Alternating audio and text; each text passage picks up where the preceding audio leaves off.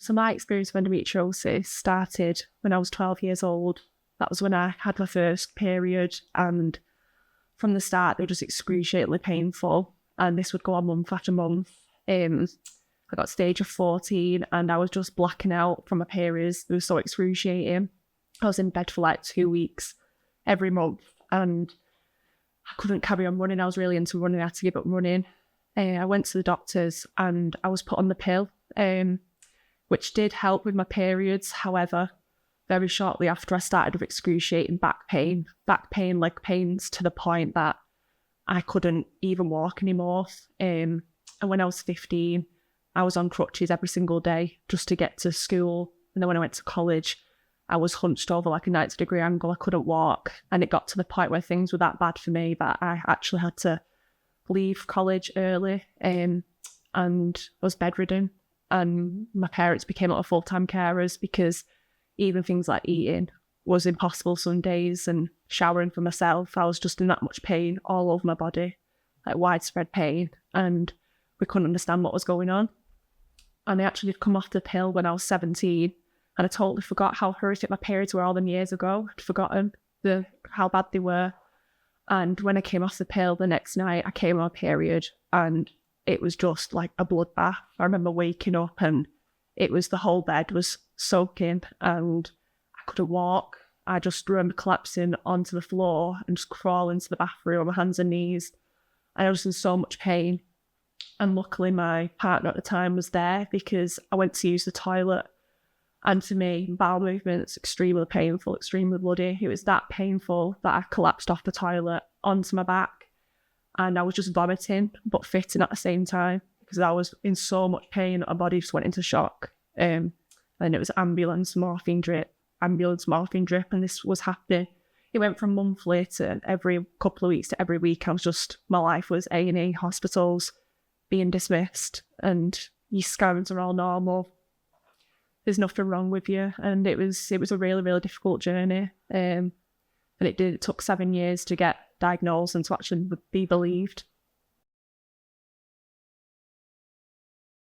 I could describe the pain and symptoms in so many different words, but how it feels like right now, it's like there's barbed wire wrapped around my lung all the way down to every organ down here, my bladder, kidney, bowel, uterus, and it's like it's being pulled tighter and tighter and tighter and someone's set it on fire, and it's just like a constant ripping, stabbing pain in all the organs. Yeah, it's excruciating. I think for me, the thing that has been the most difficult part of this whole experience definitely is just that I wasn't believed for such a long time, and I was constantly being dismissed and being told it's not possible to have pain all over your body from head to toe. You've probably got fibromyalgia and all these different things, and all your bloods and tests are normal. And then eventually, I think the hardest thing for me was I was actually referred to psychological medicine, and they basically said, I remember the doctor like pointing at the head to me saying, do not feel like all these pains, like you're just hypersensitive to pain and that this is more in your head than psychological.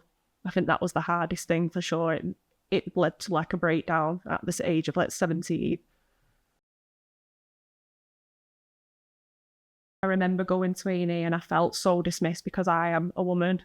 And that was really obvious, especially when it was like male doctors and gynecologists. And I remember once saying to me, is this girl really here for a period? Can she not just take, so have you given her any IV paracetamol? And at this point I was literally vomiting.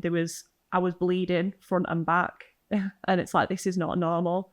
Like I couldn't even eat or do anything for myself. And that was the most frustrating thing. And I feel like because I was a woman, I was just constantly being dismissed. And oh, you just, you'll grow out of it. You'll be fine. And it was really, really difficult.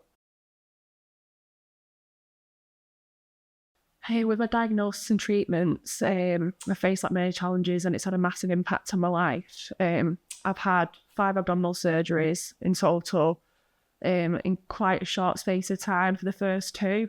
And then I actually had my parents scrape together money and they didn't have loads of money because it's expensive, these kind of surgeries, but the waiting list, it was like 3 or 4 years long.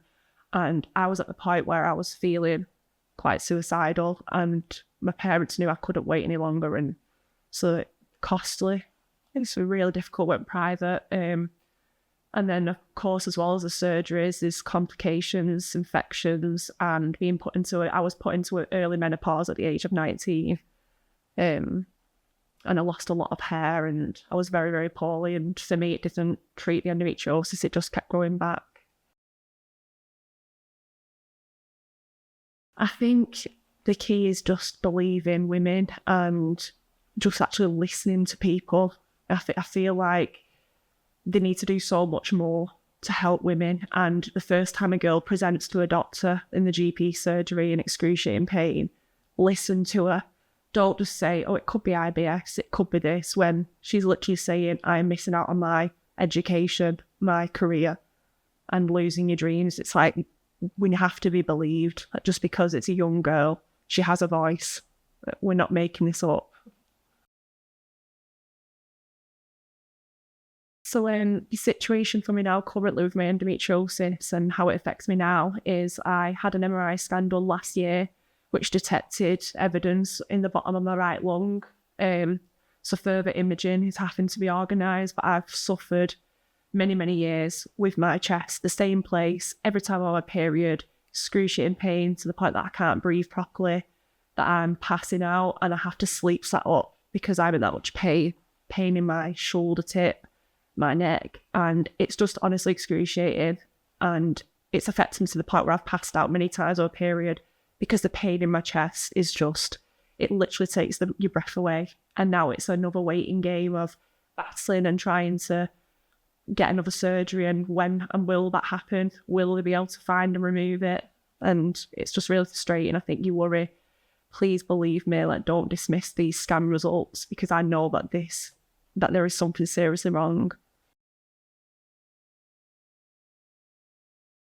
So surprisingly, even though I've been diagnosed now for many, many years with my endometriosis, it's still incredibly difficult to get an appointment. And unless it's my endometriosis nurse, she can ring me every couple of weeks. But to actually see a specialist who can make change for you and make these things happen, and a doctor, it's anything from 4 months to 9 months or longer. And quite often you're promised, well, you'll only be waiting 2 months. I was promised in February and I'm still waiting now to be seen and suffering, and yeah, it's really hard. Endometriosis impacted my life hugely. For example, I had to leave my job not that long ago. Job of 4 years that I really, really loved and enjoyed, and unfortunately I was bedridden for 3 months at the start of this year completely, to the point that I couldn't even brush my teeth out of bed. I was having to use a bowl in bed, like my partner washing my hair for me, sitting me on a chair in the shower. That's how debilitated that this can be. And I unfortunately had to leave my job because I couldn't be reliable enough to be there, and it's really difficult. I think 100% that endometriosis should be recognised as a disability, because it is something that is systemically affecting the whole of our bodies, mentally, physically, in every aspect. And it really does need to be taken seriously. I want to see women being believed and young girls being listened to, so they don't end up feeling suicidal at the age of 15.